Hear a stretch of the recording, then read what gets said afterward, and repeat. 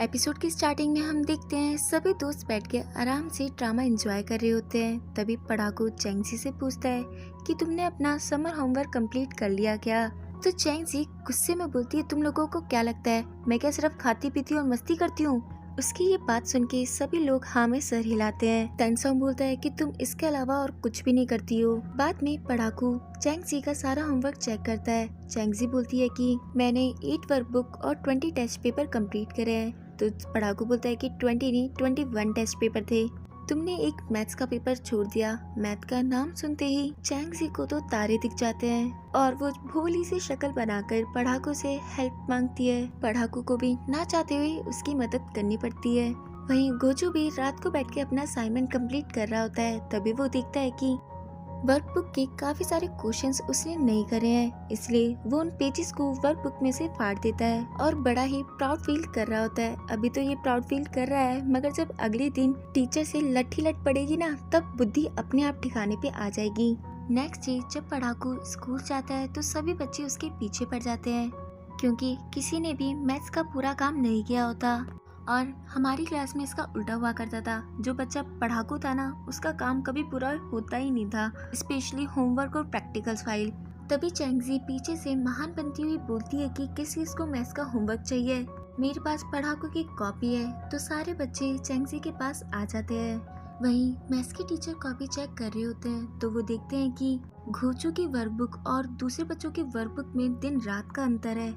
अब कॉलेज के अंदर एक डिबेट कंपटीशन होता है और डिबेट का टॉपिक होता है कि आज की सोसाइटी के अंदर गर्ल्स और बॉयज में से किसको ज्यादा केयर और सिक्योरिटी की जरूरत है। चैंगजी क्यूटली एक्ट करते हुए बोलती है कि डेफिनेटली गर्ल्स को ज्यादा केयर और लव की जरूरत है। तो टेंसोंग भी आड़ में आता हुआ बोलता है कि नहीं, बॉयज को ज्यादा केयर की जरूरत है, और प्यार से पढ़ाकू को खाना खिलाता है। घर पर जियाओ चैंगजी को डिबेट की कुछ टिप्स देती है। चैंगजी किसी भी हालत में ये डिबेट कंपटीशन जीतना चाहती है। जियाओ चैंगजी को बोलती है कि मुझे नहीं लगता कि तू डिबेट जीत पाएगी, क्योंकि तेरे अपोज में टेंसोंग है, जिसके साथ बात करते वक्त भी तू डिप्रेस्ड फील करती है, तो तू उसके साथ डिबेट कैसे करेगी। मगर चैंगजी थोड़ी ना किसी के कहने से रुकने वालों में से है। शाम को सभी बच्चे और बड़े डिनर करते हैं। वहाँ पर भी चैंगजी और टेंसोंग एक मीट की पीस के लिए लड़ना स्टार्ट कर देते हैं, जिसके अंदर चैंगजी जीत जाती है। चैंगजी से बोलती है, बेटा ऐसे ही मैं तुझे डिबेट में हरा दूंगी, देखना। टेंसोंग बोलता है कि जीतने के लिए दिमाग की जरूरत है और जो तेरे पास नहीं है। उन्हें आपस में लड़ता हुआ देख ग्रैंडफादर उनसे उनकी डिबेट का टॉपिक पूछते हैं। बाद में वो बड़े लोग भी आपस में डिबेट करनी स्टार्ट कर देते हैं। बाद में उन्हें लड़ता हुआ देख टेंसोंग के दादा बोलते हैं कि क्यों ना तुम सब बच्चों को डिबेट के लिए तैयार करो, और वो सभी लोग बहस करनी स्टार्ट कर देते हैं। टेंसोंग बोलता है कि तुम्हें याद है जब अपन छोटे थे तो तुमने मेरी कॉमिक बुक फाड़ दी थी और तुमने मुझे मारा भी था, और जब मैंने तुम्हें मारा तो तुम रोने लग गई, मगर मैं एक ब्रेव और स्मार्ट लड़के की तरह खड़ा रहा और तुम रोना स्टार्ट कर दी थी। ये बात सुन के चैंगजी को काफी ज्यादा गुस्सा आ जाता है और वो दोनों वहीं झगड़ना स्टार्ट कर देते हैं। बीच में बैठे दो ज्ञानी लोग सोच रहे होते हैं कि हम लोग कहाँ इन पागलों के बीच में फंस गए। नेक्स्ट डे टीचर डिबेट के रूल बताना स्टार्ट करती है। तो टेंसोंग बोलता है, अगर क्या हुआ आपका जो पार्टनर आपको मिले वो अच्छा ना हो तो क्या हम पार्टनर स्विच कर सकते हैं। उसकी ये बात सुन के चैंगजी बोलती है कि क्या होगा अगर जो आपका पार्टनर हो वो जानवर हो, तो क्या स्कूल वाले उस बंदे की सेफ्टी का ध्यान रखेंगे। टीचर उन दोनों की बातों पे ध्यान ना देते हुए आगे का कार्यक्रम स्टार्ट करते हैं, यानी टीम डिवाइड करती है। अब अफसोस की बात ये है कि ये दोनों ही टीममेट्स हैं, यानी बंटाधार, और इन दोनों का जो टॉपिक है वो है प्यार। यार मतलब ये सही है कि स्कूल में भी बच्चों को डिबेट के लिए प्यार जैसी टॉपिक मिल रहे हैं और हमें बट स्टिल डिबेट के लिए टॉपिक चाहे कुछ भी हो, आप जीतो या हारो, मगर डिबेट करने का मजा अलग ही लेवल का होता है। जियाओ पढ़ाकू से पूछती है कि लव के डिसएडवांटेजेस बताओ। तो पढ़ाकू बोलता है कि सबसे बड़ा वाला डिसएडवांटेजेस है कि आप पढ़ाई कर ही नहीं सकते हो। तो टेंसोंग उससे पूछता है कि क्यों बेटे, तू कितनी बार प्यार करा है। इनकी इन बातों से साफ पता चलता है कि ये सभी के सब सिंगल हैं। बाद में ये लोग लव क्लासेस लेना स्टार्ट करते हैं और इनके मास्टर बनते हैं घोचुमल। चैंगजी टेंसोंग के शोल्डर पे सर रखना स्टार्ट करती है, मगर ये दोनों ये काम भी ढंग से नहीं कर पाते। बाद में गोजू पूछता है कि तुम लोगों को क्या फील हो रहा है, क्योंकि इस बुक में लिखा है लड़की की हार्ट बीट काफी ज्यादा फास्ट हो जाएगी और जो लड़का है उसके लिए इन्वायरमेंट काफी ज्यादा हॉट हो जाएगा और वो काफी ज्यादा नर्वस फील करेगा। उसकी ये बकवास सुन के टेन सॉन्ग को बिल्कुल भी यकीन नहीं होता कि किसी लड़के को ऐसा भी फील हो सकता है। गोजू बोलता है मुझे लगता है कि तुम लोगों को अकेले में घूमने जाना चाहिए, मगर वो दोनों ही इस चीज के लिए मना कर देते हैं। तो गोजू बोलता है मेरा क्या है, नुकसान तो तुम दोनों का ही है, एक को बाइक नहीं मिलेगी उसकी और एक को उसका फेवरेट एयर फोर्स स्नीकर।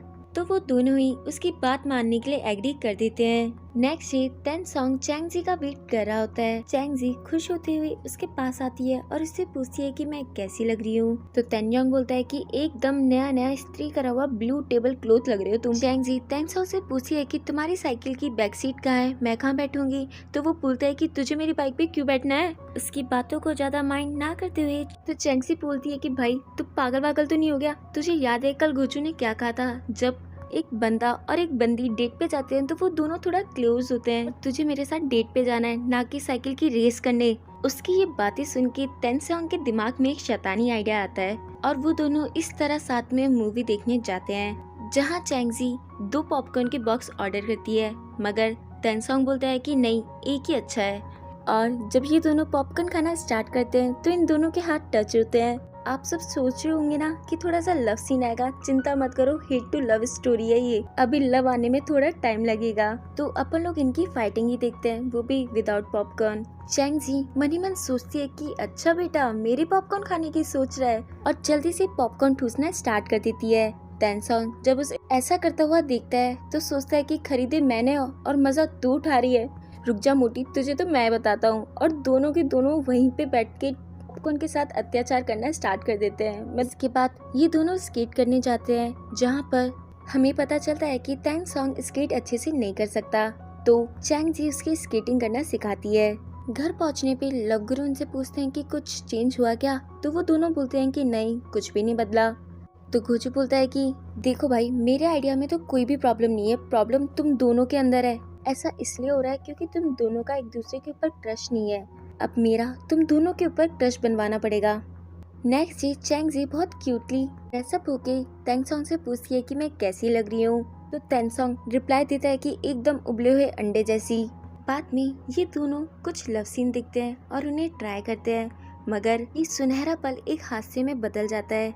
चैंगजी का पैर स्लिप हो जाता है और वो गलती से टेन सॉन्ग के पजामे को खींच देती है, जिसके बाद टेन सॉन्ग और चैंगजी दोनों ही गोचू को एक सरकास्टिक सा लुक देखते हैं। तो वो बोलता है कि कोई बात नहीं, कुछ सिंपल सा घर पे ही ट्राई कर लेंगे, जहाँ वो एक सीन को कॉपी करने की कोशिश करते हैं।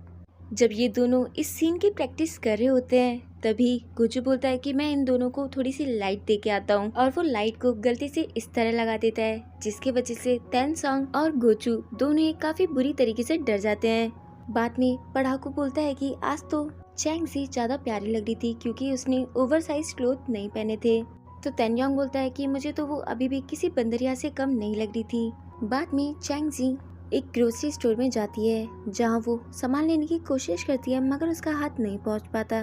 तभी पीछे से एक लड़का आता है और वो सामान उसे देता है। चैंगजी तो उस लड़के की स्मार्टनेस पे वहीं पे फिदा हो जाती है। बाद में वो ये सारी बात जिन जियाओ को बताती है। जिन जियाओ बोलती है कि आज तक तुझे टेन सॉन्ग के साथ तो ऐसा कभी फील नहीं हुआ, तुम दोनों को साथ रहते हुए 16 साल हो गए। चैंगजी पीछे मुड़ के टेन सॉन्ग को एक बियर्ड सा लुक देती है। तो टेन सॉन्ग बोलता है कि मुझे लगता है ये दोनों अपन से कुछ बातें छुपा रही हैं, आखिरकार पता तो लगाना ही पड़ेगा। बाद में चैंगजी के घर पे पानी नहीं आ रहा होता क्योंकि उनका घर काफी ज्यादा ऊपर होता है। तो उसकी मम्मी बोलती है कि तुम जाके टेन सॉन्ग के घर पे हेड वॉश कर आओ, और वो टेन सॉन्ग के घर पे चली जाती है। वो टेन सॉन्ग से पूछती है कि तुम्हारे दादाजी कहाँ हैं। तभी टेन सॉन्ग को कुछ काम याद आता है और वो उसे वहीं अकेला छोड़ के चली जाता है। हेड वॉश करने के बाद में चैंगजी काफी तेज तेज चिल्ला के गाने गा रही होती है। टैंक्स उसे बोलता है कि चैंगजी चुप हो जा, मेरा कजन यहाँ पे आया है। ये है तेनोएंग, जिसे हमने अभी अभी ग्रोसरी स्टोर पे देखा था। उससे मिलने के बाद चैंगजी इस तरह प्रिटेंड करती है कि हम दोनों तो कभी मिले ही नहीं थे। बाद में टेन सॉन्ग से चैंगजी को पता चलता है कि इसके भाई का कॉलेज और स्कूल आसपास ही है। टेन सॉन्ग चैंगजी को बोलता है कि अगर तुम कभी भी प्रॉब्लम में हो तो तुम मुझे याद करना, क्योंकि तुम्हें मैं प्रोटेक्ट करूंगा। चैंग जी तेनोंग के पास जाके जिनजियाओ को बताती है। जिनजियाओ उसे तेनयोंग के ऊपर से गिव अप करने के लिए बोलती है, मगर चैंग जी इतनी जल्दी हार मानने वालों में से नहीं है। इसी के साथ हमारा ये एपिसोड खत्म हो जाता है। नेक्स्ट एपिसोड में हम देखेंगे कि चैंग जी तेनयोंग को पाने के लिए क्या क्या पैतरे आजमाती है और इसकी वजह से कितनों को परेशानी का सामना करना पड़ेगा। अगर आपको वीडियो पसंद आए तो लाइक, शेयर और सब्सक्राइब जरूर कीजिएगा मेरे चैनल को। तब तक के लिए बाय बाय।